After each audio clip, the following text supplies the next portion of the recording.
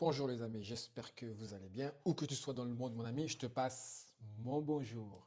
Les amis, une petite vidéo aujourd'hui, juste parce que j'ai trouvé une vidéo sur Internet, enfin sur YouTube, et je l'ai trouvée très intéressante. Bon, en tout cas, moi, elle m'a plu. Donc je me suis dit, ben, comme elle m'a plu, je vais essayer de partager avec vous.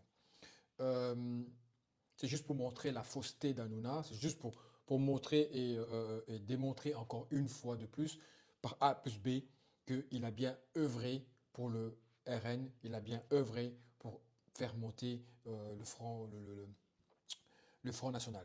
Donc voilà, j'ai trouvé la vidéo intéressante, elle m'a plu, et je me suis dit, ben, pourquoi ne pas la partager avec vous. Plein de gens disent oui, il est contre le Front populaire. Je suis contre le Front populaire, mais je ne suis pas contre le Front populaire. C'est la France insoumise qui me pose problème.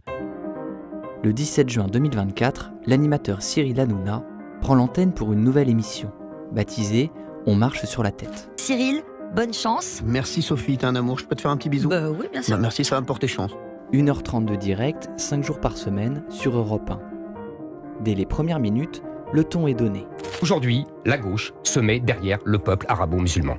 NPA, le parti de Philippe Poutou, vous avez vu comment il se comporte après chaque attentat Bien sûr. terroriste? L'émission du lendemain va crescendo.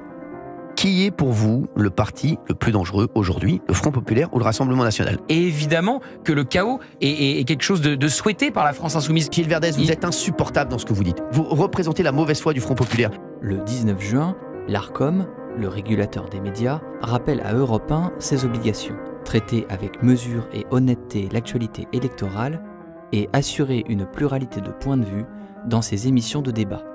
Pour Cyril Hanouna, les choses sont claires. Ici et dans toutes mes émissions, tout le monde, tous les gens et toutes les opinions sont les bienvenus. Qu'en est-il vraiment ? Le Monde a analysé l'intégralité des 2 premières semaines d'émission, soit 15 heures de direct. Nous avons enregistré tous les participants, décompté tous les temps de parole et examiné les prises de position de toutes les personnes présentes en studio. Nous avons également pu identifier et analyser plusieurs dizaines de minutes de direct discrètement supprimées dans les replays de l'émission. Notre analyse montre comment ce qui est présenté comme une émission de débat et de décryptage s'est transformé en émission de propagande politique en pleine période électorale.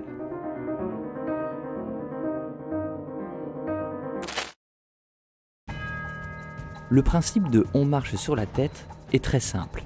À la manœuvre, Cyril Hanouna et ses chroniqueurs, habitués du talk-show Touche pas à mon poste sur C8. On marche sur la tête en reprend certains codes dont la large place accordée à l'animateur. Selon notre décompte, Cyril Hanouna représente à lui seul plus d'un tiers du temps de parole total de l'émission, invité politique inclus. L'animateur emploie son temps de micro à distribuer la parole, Verdez, vous voulez défendre, je crois, Sébastien Delogu et sa vidéo? à faire des blagues, Vous savez que je suis très fan de Louis Boyard, j'ai des badges de Louis Boyard à la maison. à interroger les invités, Jordan Bardella, alors qu'est-ce que vous pouvez dire aux Français? Vous avez 30 secondes. mais aussi à donner son avis. Pendant 5 ans, François Hollande, il a rien fait. Mais si Non, mais je je puis vous me dis, à permettre, part aller Cyril. chercher des croissants et se balader en scooter, il a rien fait. Sur l'ensemble des émissions, Cyril Hanouna a personnellement passé 30 minutes à critiquer le nouveau Front populaire, ou la gauche, environ 2 minutes 30 à critiquer la majorité présidentielle, et 0 minutes à critiquer les Républicains ou le Rassemblement national. L'émission accueille également des invités, essentiellement politiques. Voici leur temps de parole, par groupe, pour les 2 premières émissions. L'extrême droite, des soutiens d'Éric Ciotti à Reconquête, est très présente. La gauche, totalement absente. Le rappel à l'ordre de l'ARCOM reçu le 19 juin a-t-il eu un effet ? Dès le lendemain, un candidat PCF passe quelques minutes par téléphone. Et en 2e semaine, plusieurs représentants de la majorité présidentielle passent au micro, dont Gérald Darmanin et Rachida Dati. Mais le déséquilibre reste frappant. Sur l'ensemble des 10 jours de diffusion, la gauche reste très peu représentée. Les figures de droite du camp présidentiel et le Rassemblement national sont loin devant. À l'antenne, Cyril Hanouna semble vouloir se justifier d'avance.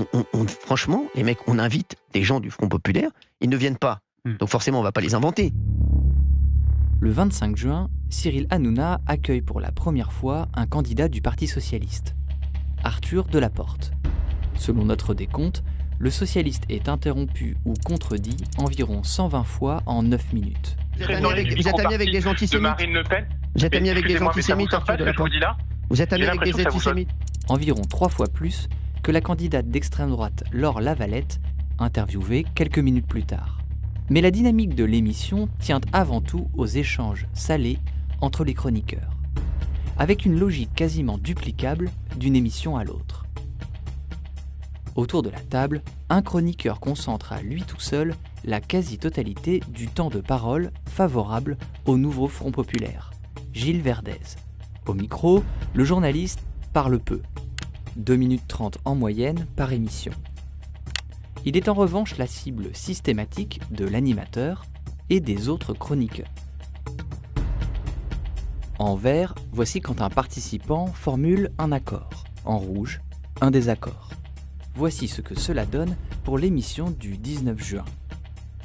Bon, Gilles Verdez, de toute façon, vous savez quand il a une idée dans la tête. Non, bah non. Gilles Verdez, merci Gilles Verdez, c'est vraiment, c'est insupportable. Vous voulez répondre ou bien c'est pas la peine, vous n'êtes C'est pas la oui. peine, je pense. Oui, Bah oui, si, oui, parce que sûr, ça il a mérite oublié. une Mais non, réponse. Non, mais moi je suis complètement Pardon. d'accord avec Valérie Bédaï. Merci, Et Gilles Verdez, c'est- je sais même pas ce que vous allez répondre parce que Tout vous le allez monde, encore hein. vous enfoncer. Habitués aux outrances, Cyril Hanouna et ses chroniqueurs de On marche sur la tête sont-ils prêts à les assumer jusqu'au bout? Europe 1 semble en tout cas avoir pris des précautions. Le Monde a pu identifier que des dizaines de minutes d'antenne ont été discrètement supprimées des replays aussitôt les directs terminés. Le 18 juin, Europe 1 a coupé dans son replay 10 minutes consacrées à Philippe Poutou, candidat du NPA. Le NPA, un parti qui est pour moi un parti qui doit être mis hors d'état de nuire. L'argument de il n'a pas été condamné, on ne le reçoit pas ici. Et Philippe C'est ça. Poutou qui fait l'apologie du terrorisme avec son C'est ça parti. qui est fou. Ça passe. Est-ce que, selon toi, selon vous, le Front populaire peut aller de Hollande au Hamas?